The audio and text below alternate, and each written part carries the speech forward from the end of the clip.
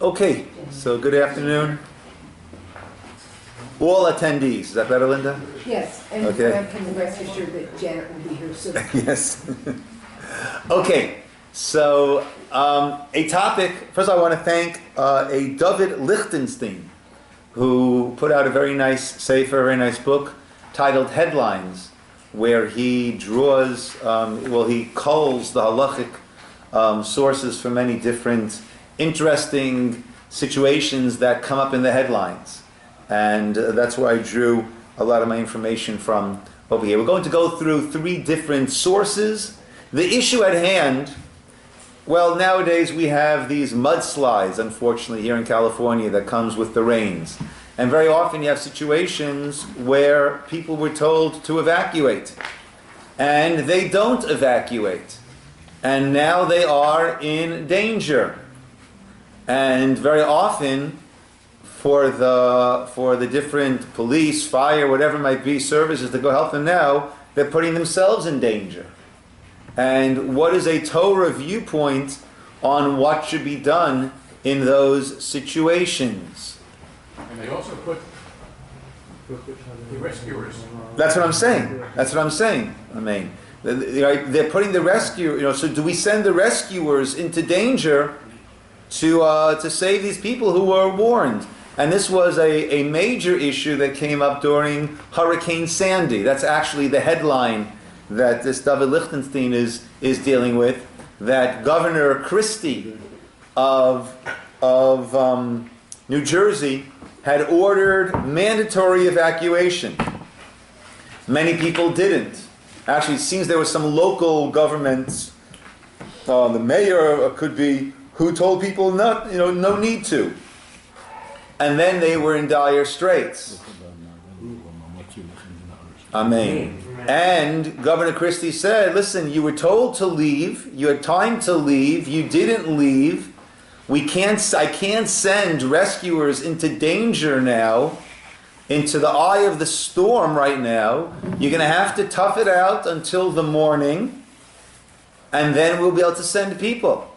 So what is the Torah approach when one has put oneself in danger?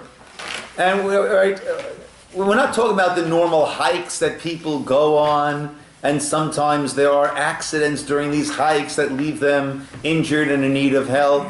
We're talking about a situation where you were told this is not a good idea, get out of there, this is danger, and you don't. So what is the Torah approach to what needs to be done? And we're going to be dealing with three different sources and different ways that these sources can be understood, and we'll come out with the conclusion of the halacha, and it's not going to be a very clear conclusion because it is a debated topic.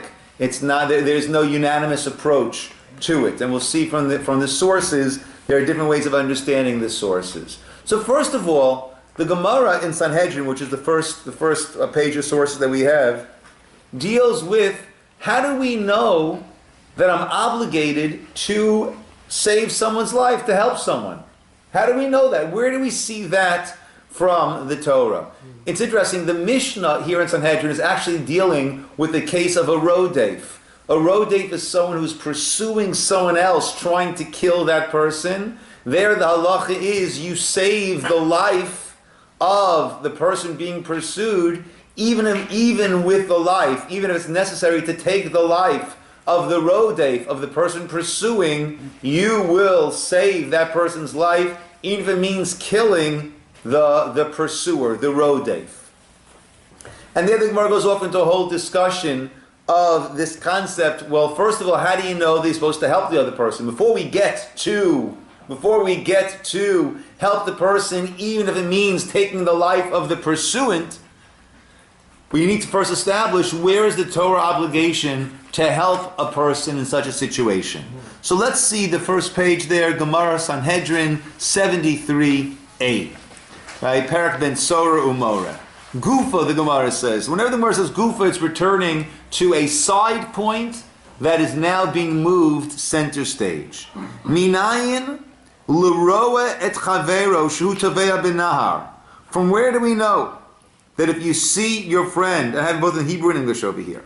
But if you see your friend that is drowning in a river, O chaya gorato, or being dragged away by a beast, by a wild animal, O listin bain alav, who is being attacked by a group of gangsters, from where do we know shehu chayav lahatzilo?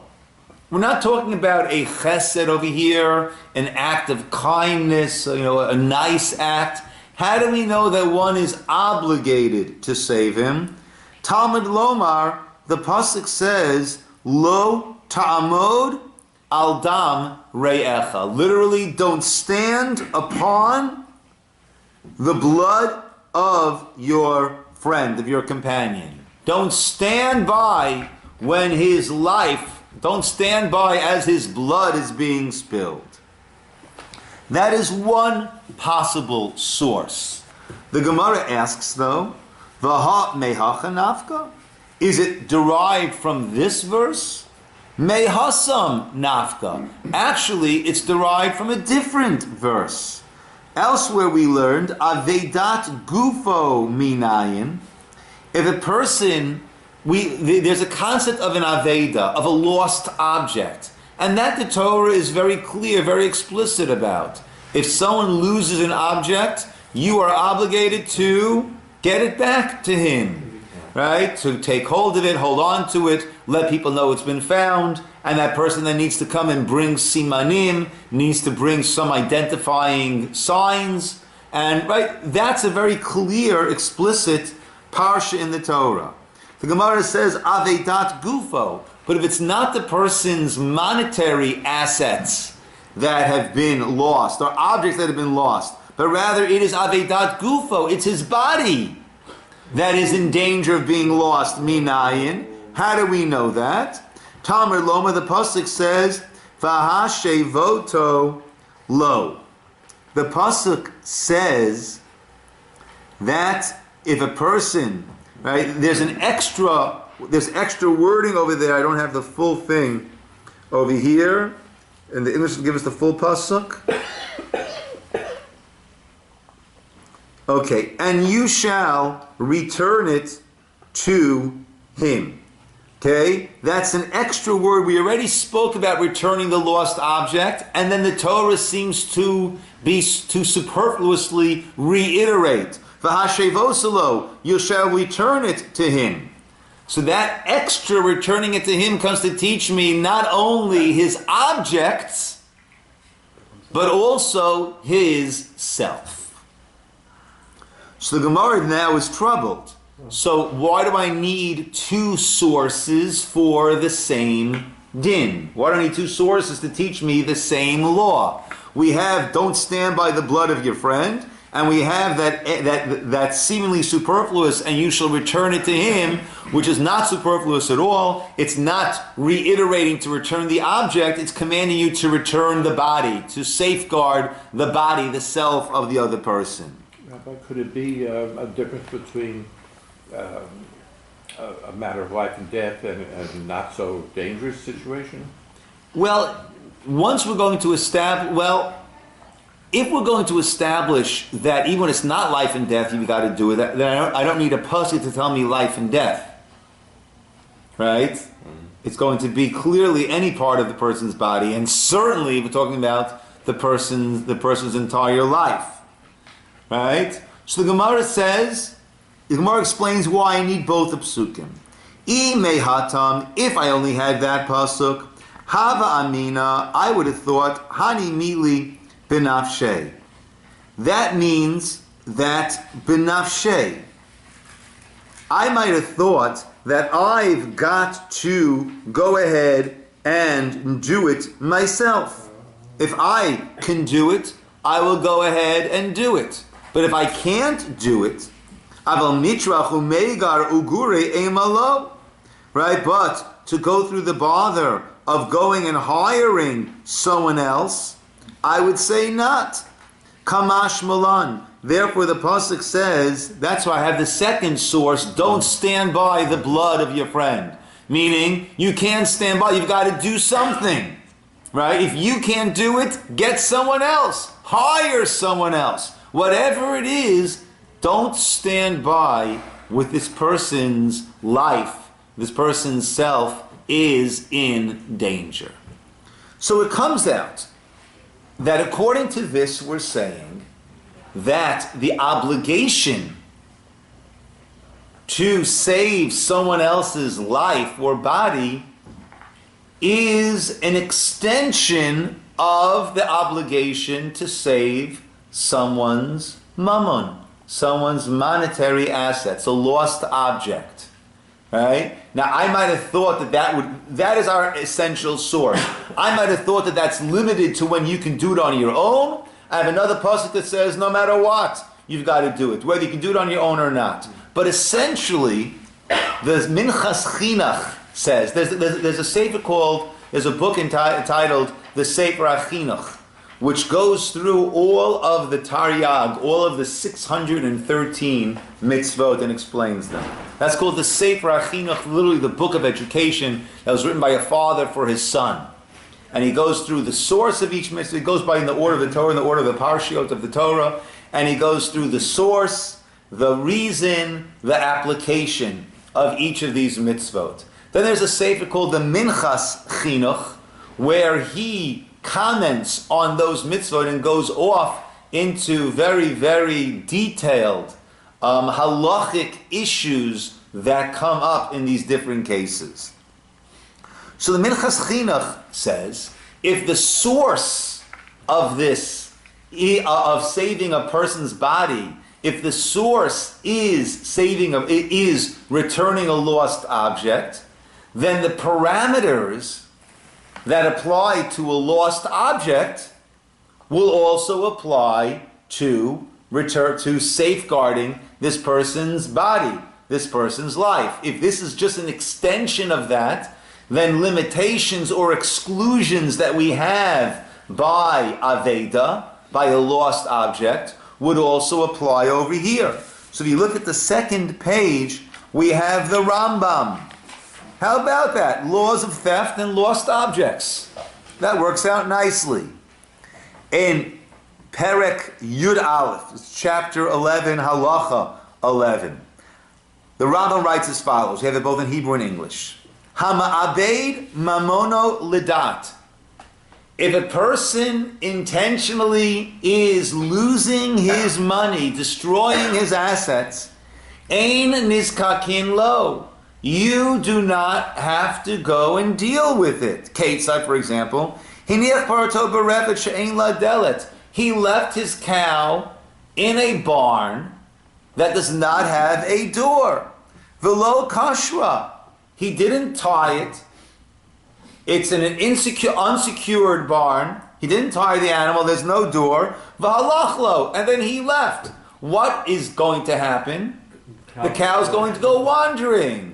Am I now obligated? The Rambam's going through the laws of returning a person's lost object. Am I now obligated to go and return his lost cow to him? No. If he is acting in a reckless fashion, if he is, as he says, ma'abed mamono, abandons his property. Ma'abed is even more than abandoning. Ma'abed means making it get lost. He's causing it to get lost. That's not my problem. Hishlich kiso b'rshut harabim. He throws his wallet into the subway, on a busy street, and walks away. V'chol kayotze bazeh. Right? In all of these situations, hareze ibed mamono lidato. This person is intentionally giving up, causing his property to be lost. And therefore we don't apply the normal obligation, which is if someone loses something, you've got to go through the steps to make sure that it is reunited with its owner. Interesting. That's going to be another topic once. Even though it's forbidden for the person who sees it to take it for himself, because you know who this owner is, but I don't have to go crazy to try to return this to him. If he's throwing it away, that's not my problem. Shenemar asher te'abed. The pasuk says that which was lost. Meaning, he didn't want it to get lost. He was acting in a normal fashion, prat, which will come to exclude l'ma'abed l'dato. That will exclude this case the Rabbi is discussing, where the person intentionally abandoned or caused his property to be lost. Yes, Steve? I wonder if one could apply gambling to this.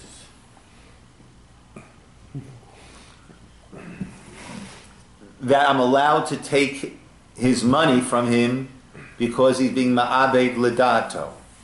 Right? Gambling actually is a whole other topic that maybe we will tackle. That is an interesting topic. What is the halachic approach to gambling?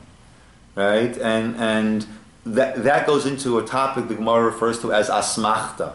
Asmachta means when I'm relying, I put down the money because I really thought I was going to win.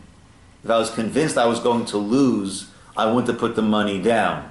Now, there are situations, and this is really a whole other topic, there are situations where, I don't enjoy gambling, thankfully. But if I were to go ahead and do that, I would take $40, $50 and say, I'm going to lose this, but it'll be entertainment. So instead of going to a show, or that'll be right. In that case, the person is planning on losing. That's another topic. Okay. Now, a very similar question, or no? Another very similar situation that we have. There is a mitzvah of prika uti'ina, which is if you see someone who's either loading or unloading his donkey or the trunk of his car, whatever it might be. So azov ta'azov imo. You should go and help that person. The pasuk is talking about when the animal is buckling under the load. Azov ta'azov imo. You should go and help him.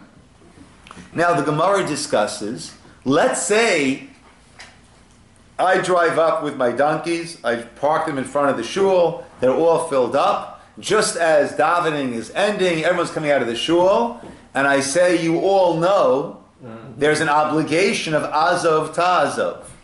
Okay, so all you guys please get to work, and I'm going to do some shopping. I'll be back in a little bit. By the time I get back, I expect it all to be unloaded, because it's your mitzvah, right?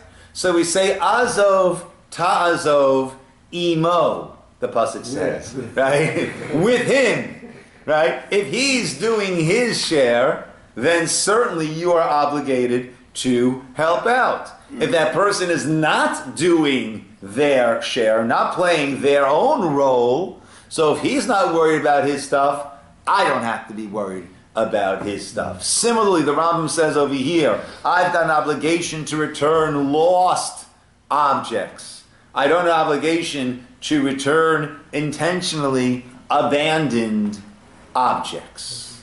Okay, so now let's take that. But you can. You can, but we're talking about an obligation. Okay. So now, so what happens? So- one more. Yeah. Okay. So someone throws it away, and you tell your friend, "There's a wallet in that corner. You might Go get it." Yeah, I'm not going to get benefit, but you can. Yeah, you might. Yeah, you might gain by walking over there. You might find something very lucrative. Okay. Yes. Okay. So once again, so the Minchas Chinuch says, if this is the din, if this is the law when it comes to objects, and if objects, returning lost objects, is our source for returning a body, for saving someone from bodily harm, then what follows, the Chinuch says? What's going to follow? If the person abandoned themselves, then We don't have to. you don't have to. You're not obligated. Like a suicide. Right? You don't have to. Huh? Suicide, you don't have to. Well, I'd rather not go into suicide because the standing assumption if a person is chas v'shalom, heaven forbid, about to commit suicide, the standing assumption is that the person is in such a state of mind, of emotional distress, whatever it might be, that they're not acting in a thoughtful manner, and that is why all the laws, the laws of not sitting shiva, right? Now, the way we view these situations is that the person was very, very tragically sick, depressed, whatever it might be. Okay? But we're talking about more about I'm going to tough it out. I know they said mandatory evacuation, but I think it'll be okay. I'm going to tough it out. I'm a tough guy. How bad can it be? Okay? And then you find out just how bad it can be. Okay? Right? So that, according to the Minchas Chinuch says, if the source of this law is an object, and if a person willfully intentionally abandons his object, I'm not obligated to return it to him. Then if he willfully abandons his body, his life, I'm not obligated to give it back to him. I'm not obligated to get myself involved. That is a very logical, step-by-step deduction that he has made over here. Right? It makes sense. If that's the source, then the parameters that limit that should limit this. But what's the difference between willfully abandon your body or suicide? Okay, again, I don't want to get too much into suicide. Okay, willfully, but if a person is not of sound mind when he's doing it, then we wouldn't call that willful. Okay. That's what I'm saying. The person is not of sound mind when he does it. I would not call that willful. However, there is another approach that some have. And let's take a look at the second Rambam that I brought on the sheet here about the laws of murder. Okay. Now, in certain situations, there is something called kofar.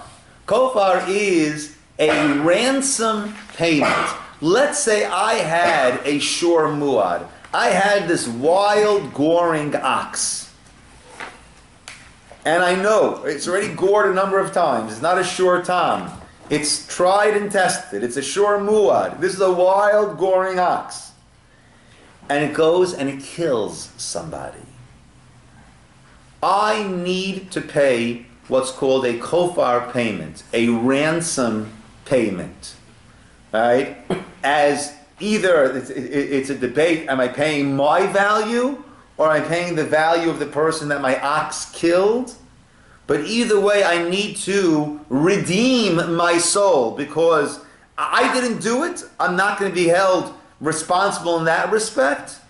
But there is a kofar payment. Now, let's say a person murdered. And he says, listen, instead of the capital case, I like to make a donation. I like to pay a kofar payment. Right? And whatever the amount is. Umuzharin beitin, the Rambam says, the beitin is warned. Shelo likach kofar min harotzeach, not to accept a payment from the murderer in lieu of the death penalty. Even if he's willing to give all the money in the world. The family says, no, why? Look, it's bad enough that he killed our brother. Why should another life be lost? No, we pardon him. We forgive him. We pardon him. And he'll give us some money, won't hurt, right? Whatever the case might be, right? Even though the family wants to exempt him, we cannot. She'ein nafsho shel zeh haneherag kinyan goel hadam. The soul of the deceased does not belong to the family that they can forgive. Ela kinyan hakadosh baruch hu. It is the domain, it is the property of Hashem. Shenemar says, "Lo tichu kofar lenefesh rotzeach." Do not take a ransom payment to exempt from the death penalty, from capital punishment, the life, the soul of this murderer. Ve'ein lecha davar she'akpid Torah alav k'shvicha damim. Shenemar v'lo tachniv et haaretz ki adam hu yachniv et haaretz v'gomer. right? There's nothing that the Torah is as careful with, and warns the most strongly about, than murder. Okay? And therefore, this is not, the person's soul does not belong to the family. Does the person's soul belong to the person? No. Not really. We had a case before. Suicide is prohibited. So the prohibition is not against taking someone else's life. The prohibition is against taking a life. Why? Because it is not yours to take. Therefore, Rav Moshe Feinstein, he compares it to a shomer. A shomer is a person who is a bailer, I think is the legal term. Right? A person who is guarding someone else's property. Okay, so let's say I'm guarding your property, and I am willfully negligent. I'm guarding your cow. And right, I'm watching your car for you. You're away. Right? I remember the old times you had to turn on the car every couple of days, otherwise the battery would go. Right? No, I don't think that's much anymore. Right? Whatever the case is, right? You're away. I'm picking up your mail for you and bringing it to the house. Right? And I'm being amazingly negligent about it. I leave your front door wide open. Okay? I'm a shomer. I'm responsible. But it's your house. Someone else sees that. So the fact that I'm being willfully negligent does not exempt them from doing what they can to save your property. It's not my house. It's the house of Bob. Sorry, Robert. Right? Horatio's house that I'm watching. Right? So therefore, if I'm being negligent, you've got to take care of Horatio's house. So too, if a person's life is not their own life, if their soul is not their own soul, they are a shomer. We are entrusted. Elokai, we sing in the morning, neshama shenasata bi, the neshama that you've placed in me, tahori, it's pure, right? You've given it to me, v'ata atid l'vla mimeni. You'll take it from me in the future, lachzir bi lasid lavo, and you'll put it back into me at the time tchiyas hamesim. Kol zman sheneshama v'kirim modeni l'fanecha. As long as I've got this soul, I thank you, Hashem, and I'll do what I need to do. So the soul is something that we are entrusted with. If I am being negligent with something that I am entrusted with, then you have to go and step in and safeguard it for the owner. Who is the owner of the soul? Hashem, God. Therefore, la briut. So therefore, if Moshe says, you're right. Very good. You see that when it comes to objects, that if I'm being negligent, you don't have to take care of it for me. And granted, a life, taking care of a person's body, is derived from taking care of a person's objects. But don't get confused about who the owner is. Right? If I am being negligent with something that I own, you don't have to step in.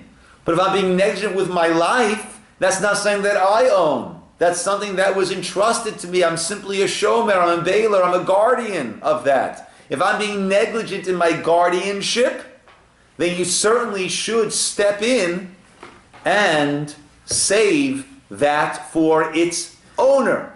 The owner being Hashem. Yeah. Sometimes people have differing barometers of risk and danger. I mean, some people would say going on... So we discussed that before. Okay. We discussed that before. Sorry. Okay. So those are the two ways of understanding this Gemara. Right? There are two approaches that we have to what are we going to extract from this Gemara. Let's learn through a Gemara on the last page, a Gemara in Yuma, which is a very famous story that most of us have heard. There's an interesting halachic derivation that one can pull. This is the famous story that the parents always tell their children about Hillel. And the Gemara says that, if a poor person comes and says, God, he comes before the heavenly tribunal and says, God, I was so poor, how could I have learned Torah? What do you want from me? he'll say, well, you were no more impoverished than Hillel. What's the story of Hillel? Okay, so the Gemara there says, Amru Alav. In the English, we're starting at the top there of the last page. In the Hebrew, we are about 5 lines down. Amru Alav Hillel Zaken. They said about Hillel, the elder. Shebechol yom v'yom. Haya osa. Every day he would work. Umistaker b'tropik. And he would earn a coin called a tropic. Chetziav. That was his daily wage as a woodcutter. Half of it, Hayanote, the Shomer Beit HaMedrash. Half of it he would give to the toll collector, the Shomer, the Beit HaMedrash. People used to pay to go into the Beis Medrash. I guess before they had shul membership, so then it was a per diem arrangement. You want to come learn today? Right? Pay. V'chetziav leparnasato. And the other half would go to supporting his family. Uleparnasat anshe beito, himself and his family. One day he had no money. No one was going to hire him. He couldn't sell his wood, whatever it was. So the shomer, the guard of the Beit Midrash, did not grant him entry. What did he do? He ascended onto the roof, and Nikla leaned over. The Yashav Api Aruva sat on the roof by a window. A sunlight they had on the roof there, Kadeshi Yishama, in order that he be able to hear Divrei Elokim Chayim, the words of the living God, Mipi, from his Rabbanim, namely Shemaya and Avtalion. It's fascinating. Shemaya and Avtalion were converts, and they rose to the top of Torah scholarship, and they were the Rabbanim, they were the teachers. It was their words that Hillel was extending himself quite a bit in order to hear. Amru, it was stated, Oto Hayom Erev Shabbat Haya. That day was a Friday. Utkufat Tevet Haita. And it was the middle of the winter, but not necessarily an Irvine winter. V'yard alav sheleg min hashamayim. And it snowed. Snow came down from the heavens. Kisha'ala amud hashachar, in the morning, amalo Shmaya Avtalion. Shmaya said to Avtalion, Avtalion achi, Avtalion my brother, b'chol yom habayit meir. Normally, by the morning it's nice and bright in here. V'ayom afel. And it's so dark in here. Shema yom ha'mu'unan hu. Is it a cloudy day? Strange, when we walked in it didn't seem to be cloudy. Hitzitzu einei, and they looked up at the sun window, whatever, it's called sunlight in the house. Skylight, thank you. V'ra'u demut adam ba'aruba. They saw the form of a person in that skylight. Alu, they went up and matsu alav, and they found on him rum shalosh amot sheleg. They found 3 amot of sheleg, 3 cubits of snow had piled up on him. Parku, they pulled him out. V'hirchitzu, and they washed him to warm him up. V'sichu v'eshivu keneged hamedura, and they put him in front of a fire. Amru, they said, Ro'i zeh l'chalel alav et haShabbos. Such a person is deserving for us to be mechalel Shabbos, to desecrate the Shabbos in order to save him. Now, what might we see from here? In terms of our question. That is someone's, even on Shabbos, if someone is in danger, okay, you're obligated to... Okay, so we know on Shabbos, person in danger, but regarding our question of putting oneself into such a predicament, what would we say over here? Hillel put himself into such a predicament.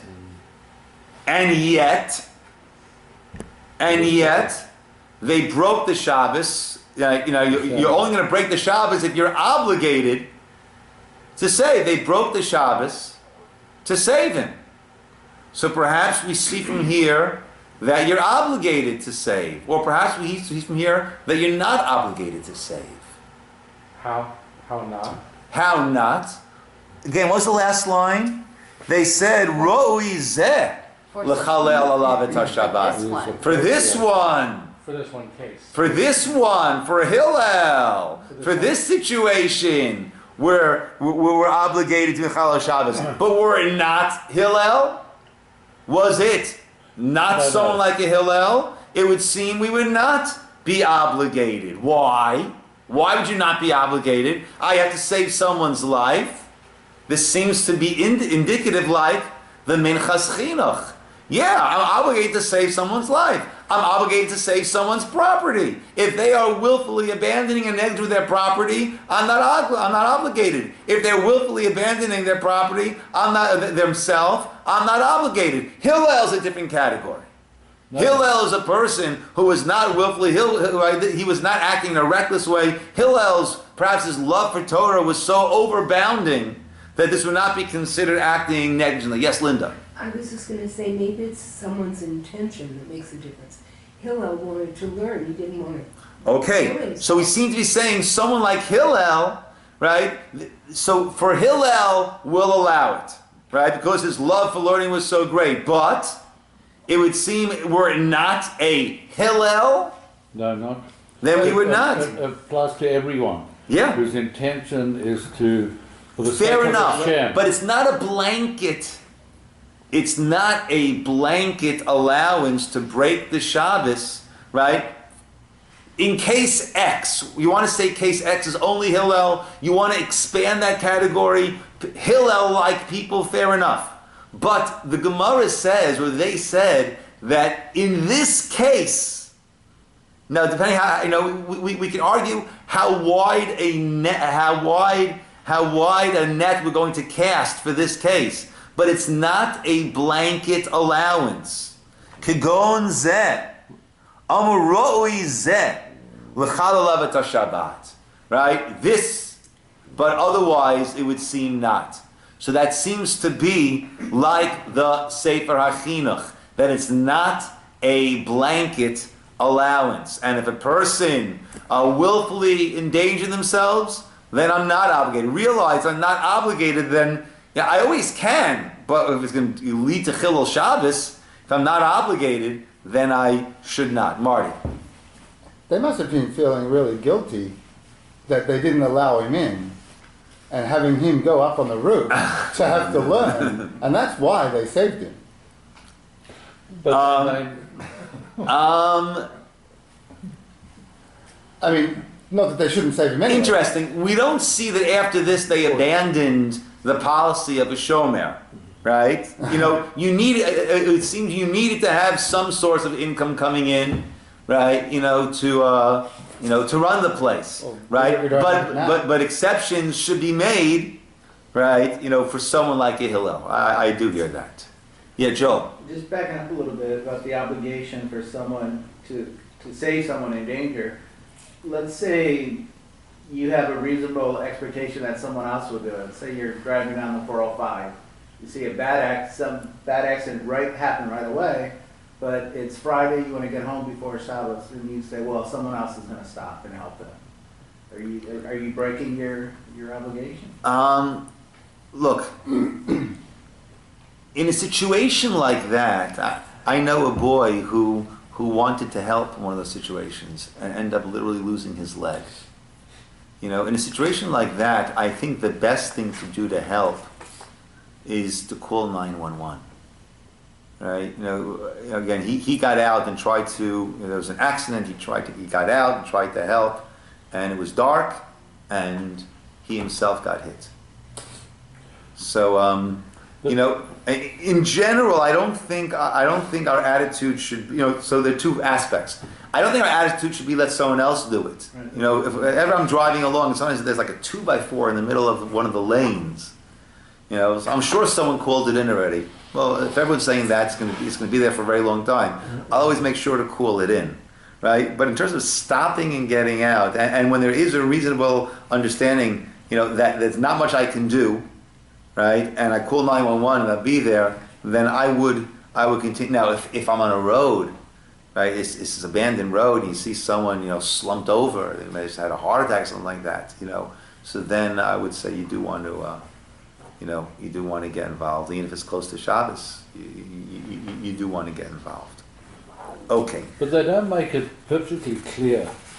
It says for this one it is appropriate. This one act, it could be one of many people. Yes, I agree. And again, how wide a net we want to cast, we can debate. But it wasn't that, of course, we do this. There was a certain situation X. Is it, A to X? Is it X and Y? How big a net it is, I don't know. But clearly they said, Kagon's Roi Zeh L'chal Olavet HaShabbat. But in another situation, not. Why not in another situation? It would seem the reason why not in another situation is because that person willfully abandoned himself or herself. And therefore, like the Chinuch said, it's not my obligation. Let's go through one more source. This is a classic case, again in Sanhedrin 72b, the bottom of the last page, of a Baba Machteret, where someone tunnels into someone else's house. And there the assumption is, and this is another article that he has, this is the Zimmerman case of stand your ground. Right? What does the Torah say about standing your ground? And that comes up from the case of Baba Machteret. So would a Beit Din have convicted George Zimmerman or not? Right? That comes from the case of Baba Machteret. If someone is tunneling into your house, the pasuk says, Ein lo damim, he's got no blood. Meaning, you're allowed to kill him. Why is that? Because the Gemara says, if he's coming into your house, he is ready to kill you. He knows that no one is going to stand by idly while their stuff is being taken. So he knows that if you see him, you're coming at him. And he is fully ready then to respond in kind. He'll take you down. And therefore, he has the din, like I mentioned before, of a rodef, of a person who's going after someone else's life. And therefore, you are allowed to take him down. You're allowed to kill him. Now we'll explain, right? This is actually another interesting topic, right? That we say that a rodef, you're allowed to kill him, means you're even allowed to kill him if that's what needs to be done to stop him from doing it. But if less fatal means can be taken to accomplish your objective of stopping him from doing that, then one would be obligated to go ahead and do that. Okay? Why does the Baraita start with an example of father and son? So let's hear. I mean... Let's hear. Okay, so the Baraita says, Tana Rabbanan, Damim lo. So now one pasuk says, he's got blood. Bein b'chol, bein b'Shabbos. Whether, meaning if he has blood, meaning you can't kill him. Be it weekday or Shabbos. Ein lo damim, and there's cases where he has no blood. And you're allowed to kill him, be it Chol, be it Shabbos. Now, the Gemara says, Bishlama, I understand Ein lo damim. I understand the need for the Baraita to tell me, he's got no blood. You can go ahead and kill him. Whether it is Bein B'chol, Bein B'Shabbos, Itzrich, necessary. Because I might have thought, Beit Din. Let's say a person is slated to be killed by the Beit Din.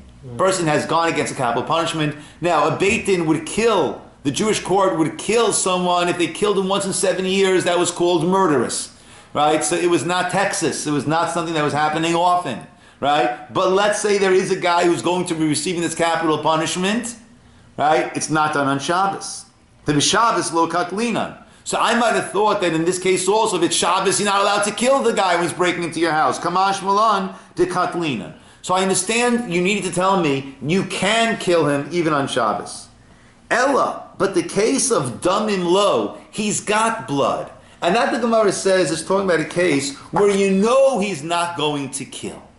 When do you know he's not going to kill? That's when a father is breaking into a son's house. The Gemara says a son breaking into a father's house, you can't be quite so sure he won't kill. But a father breaking into a son's house, that's a case of yesh lo damim. He's got blood. Because there's no way the father is going to kill the son. And therefore, unless the person knows that his father is a wants to kill him. A Russian. Right? But in a normal situation, we're going to say that's a case of yesh lo damim. So what are you telling me though that he has blood whether it's weekday or it's Shabbos? I understand. Hashta b'chol lo katlin. If you're already telling me that on a weekday you can't kill your father as he's breaking into your house, b'Shabbos mibaya. On Shabbos, of course you can't kill him. Amar Rav Shesha. Rav Shesha says no. Nitzchah, what's the case? L'takeach alav et hagal. What happened? As he was tunneling in, right? What happened to him is what we hope happens to all those who are tunneling and trying to hurt people in the process. What do we love to hear? It caved in. That became their burial place. Right? There's no greater divine retribution than someone preparing a bomb to kill someone else, and it goes off. To me, that is perfect. That is perfect. Those work accidents are well deserved. Okay? So the case over here is the guy is tunneling in, the father's tunneling in, and what happened? And now it caved in. So what do you have to do for the father? Even though it's Shabbos, what do you have to do? Dig him out. You got to dig him out. Now this is a case where the person certainly put themselves into that situation, into that danger. And yet what do you have to do? Right? You break Shabbos to get him out, which means it's an obligation. So this Gemara, whereas the Gemara with Hillel seemed to be indicative, like the Minchas Chinuch's approach, that a person put themselves in a dire situation if they're not Ro'oi Zeh, if they're not like this category, however big the category is going to be, Ian, it's not this category, we wouldn't have saved him. Here we have, that was like the Chinuch, here we have like Rav Moshe, that a person put themselves into danger, and you're obligated to go ahead and save. You're even going to go and dig him out on Shabbos, thereby breaking Shabbos. So we have these three sources. There's two ways of learning. The first one, there is an indication from the Gemara in Yuma, like the Chinuch. There's an indication in the Gemara Sanhedrin, like Rav Moshe, and the Poskim. The Poskim are split on this. And therefore, in a normal situation, we would go in and help the person. Put yourself in danger, that you don't need to do in any case. Right? In other words, putting yourself in danger is a separate question that we dealt with already. Right? With our Ebola class. Right? So putting yourself in danger that we dealt with. But the fact that the person put himself in danger, there are those that say you're off the hook, others say you're obligated. So we normally would say, then in such a case, if you don't know, right, then you should. You should go in and help. But let's say I am part of the rescue team, and there's one case, and I'm going to go either to point A or point B. I'm going to go help this group or go help that group. I can't be in two places at once, right? Where if I have to triage, so to speak, right? Where do I go? I would certainly go to those who did not place themselves in danger. That would be my first stop before I go to those who did put themselves in danger. Yeah. Yes, though. From here we learn it's better to be over the hill than under the hill. Okay, no. Yes. With the last example, does it matter whether it's day or nighttime? No. No. Ba Shemesh means that the matter is, even though the Pasuk speaks about the Shemesh, the sun, it's not talking about the sun, it's talking about there's clarity. Oh. When there's clarity that you know he's not going to kill, as in the case of the father, then yesh lo damim. Yeah. Yes. Well, my father's as big as Hillel to me, so it's all consistent. All right. Yeshua koach, everybody. Yeah. And you can have a group benching. Yeah. For those Just let me remind you that we do like to get sponsors for the meal. Anyone wants to or can at a later stage, please go ahead. Tell Monica. By the way, I think tonight Rabbi Botank is over at the gym. I don't know. Shmuley? I don't know. I think, I don't know. check it out. I think he's I there think he's tonight. with Beth Jacob in Los Angeles. I He's don't know. he could be in two places at once. They're better. That's what I'm saying. If that happens, Whatever. the Bill, you person turned off? who's sick, Okay. the person might